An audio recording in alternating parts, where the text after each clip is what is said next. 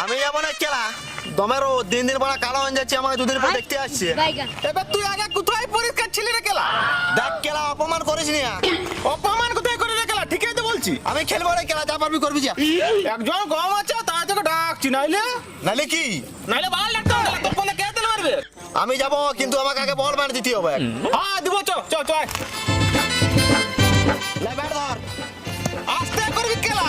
হ্যাঁ তুই আসতে মারবি কেন?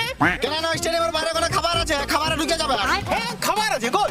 তোকে তো দেখতে পারে তোকে যেটা পজিশন কোন না হ্যাঁ লে বল কর।